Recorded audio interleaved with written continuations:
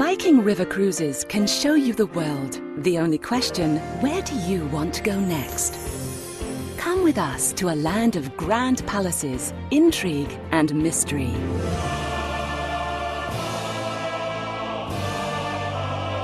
Russia, the country Winston Churchill called a riddle wrapped in a mystery inside an enigma. Sail from St. Petersburg to Moscow on a breathtaking 13-day adventure. Experience legendary St. Petersburg rising from the banks of the Neva River. In 1703, Peter the Great transformed this marshy backwater into the envy of Europe. Today, it's as if you've stepped through the looking glass into a mythical place lost in time. And unlike an ocean cruise, Viking gives you 3 days to explore St. Petersburg. It's just the start of a remarkable cruise to Moscow. Sailing through the heart of Russia, a collection of quaint riverside towns await. Places like Kizhi, the isolated island home of the last remaining wooden cathedral from the reign of Peter the Great. Built without a single nail, legend has it that once Kizhi was finished, the artist heaved his axe into the lake, knowing he could never again create such perfection. Russia's renowned Golden Ring is home to the picturesque city of Yaroslavl, one-time capital and religious center.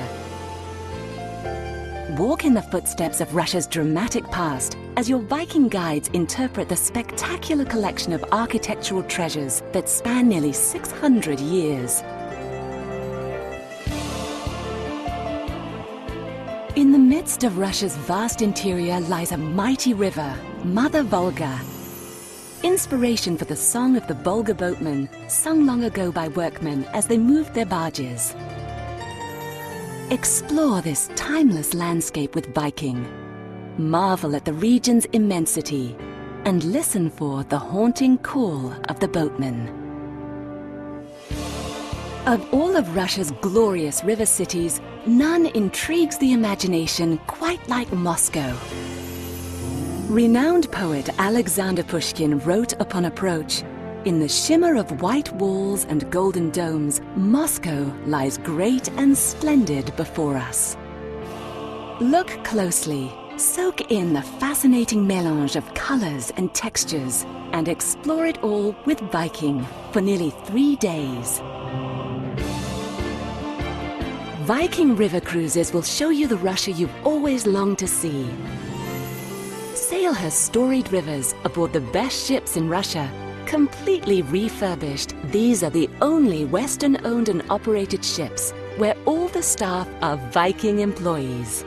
You'll enjoy award-winning service throughout your voyage, and with local guides in every port, there's never been a better time to explore this enigmatic land. Perhaps Mark Twain said it best. 20 years from now, you will be more disappointed by the things you didn't do than by the ones you did.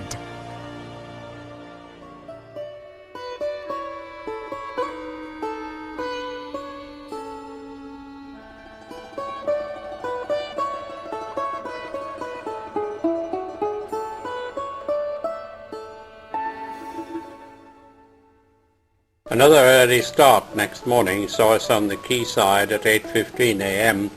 for the trip to the Peterhof Palace, some 29 kilometers west of St. Petersburg on the Gulf of Finland.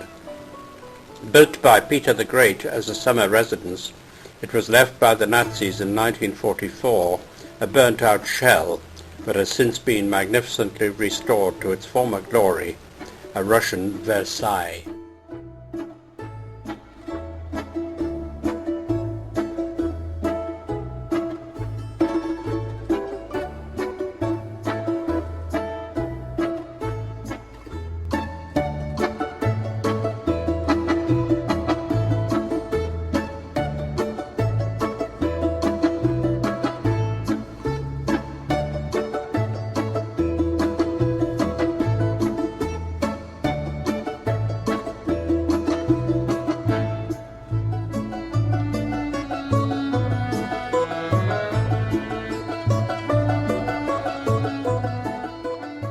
After eating a packed lunch in the coach, we returned to St. Petersburg for an afternoon in the Hermitage Museum. which is housed in 5 buildings side by side, including the Winter Palace of the Tsars. There are over 3 million works of art from the Stone Age to the 20th century, and it is estimated that spending 1 minute on each exhibit for 10 hours a day, it would take 11 years to see them all. We had 3 hours.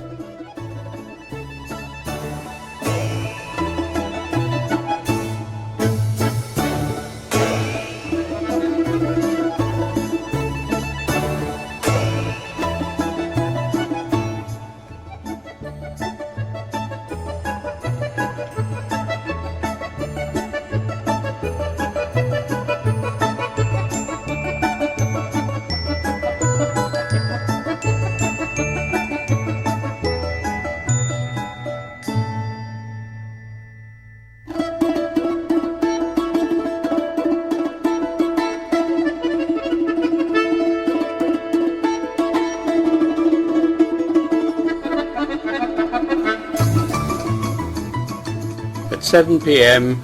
we set sail and watched the scenery on the banks of the River Neva as we enjoyed our dinner.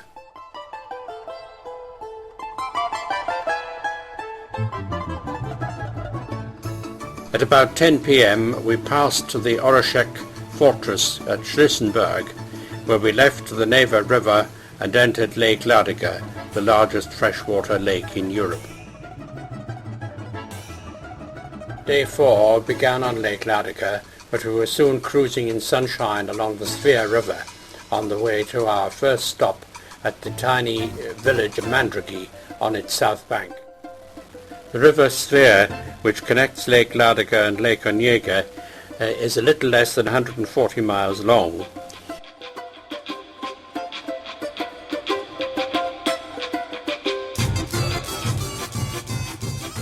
It has this opening bridge and 2 locks, one of which has a 12-metre rise and the other a 15-metre rise.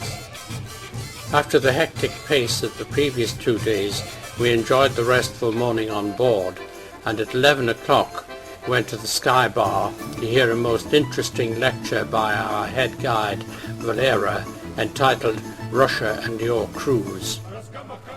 The small village of Mandragi is a romantic vision from the past, consisting of cozy log cabins designed in old Russian style to attract visitors who can enjoy fanciful wood carving,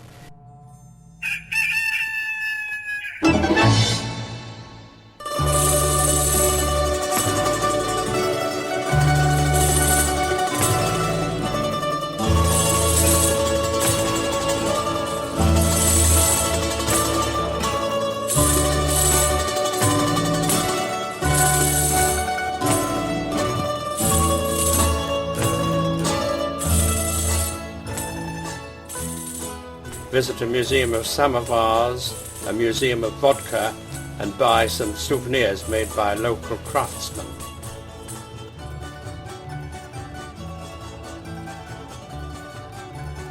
At 4 o'clock in the afternoon we set sail again, and in the evening we enjoyed a Russian dinner in the restaurant.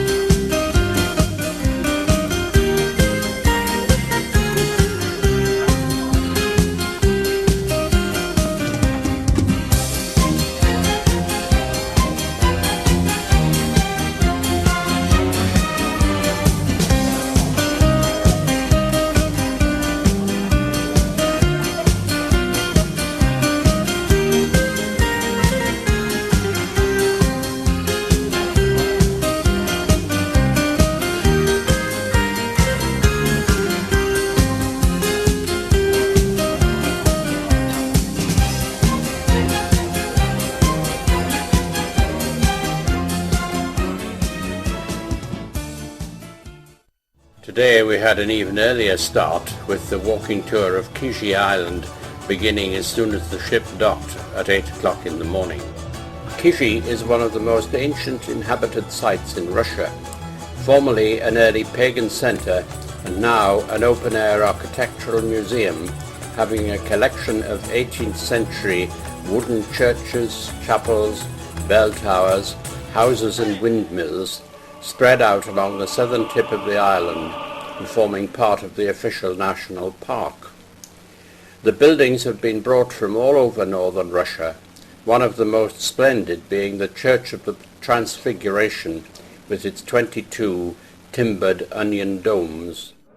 At 11 a.m. we sailed from Kizhi and soon were enjoying our lunch, looking out on the waters of Lake Onega as the ship cruised south towards the Volga-Baltic Canal.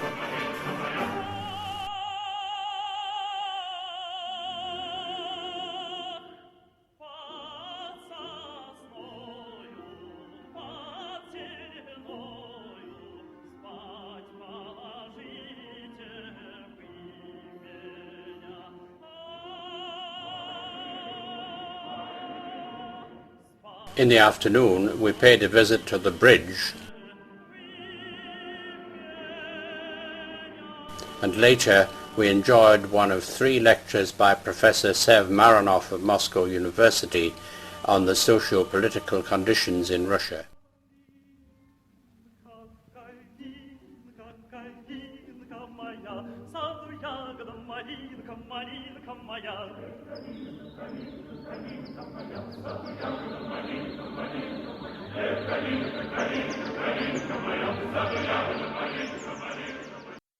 The new Viking longships are the way to explore Europe, and by 2013 we'll have 12 of these revolutionary vessels sailing on the tranquil and historical waterways. It's a beautiful day along the river, and we'd like to take the opportunity to show you around one of our longships. The Viking Lounge is light and airy, a natural gathering place for new friends, for entertainment and for lectures.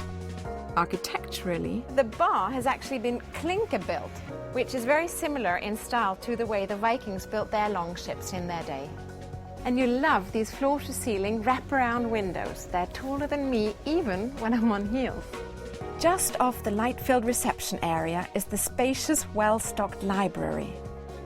We have free Wi-Fi on all our ships, but should you choose to leave your computers behind, you're of course welcome to use our laptops here in the internet corner of the library. Up top, ever-changing views are just one part of this vast deck. These ships are a marvel of technology, with ecologically friendly hybrid engines for smooth sailing. We even have solar panels lining both sides of our longships. And we have an herb garden, so that when our great chef runs out in the kitchen, he can come upstairs and that's right, and pick your own fresh herbs. The dining room is spacious and inviting, with complimentary wine served at both lunch and dinner. As on all our Viking ships, we have open seating dining, and this means that you can sit with whomever you want, whenever you want, and you can change that every day if you like.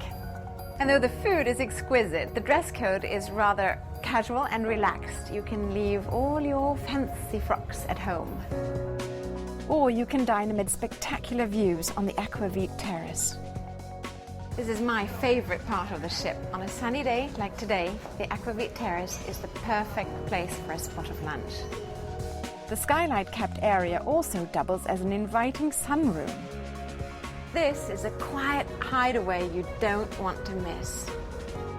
And when it's time to rest your head at night, there are plenty of delightful options, many with private balconies, plus the ultimate in river cruise accommodations.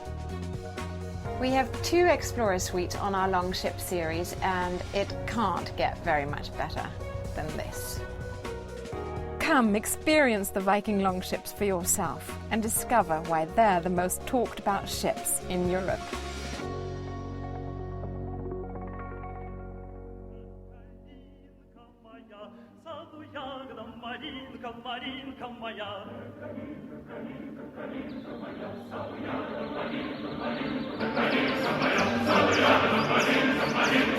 Hey!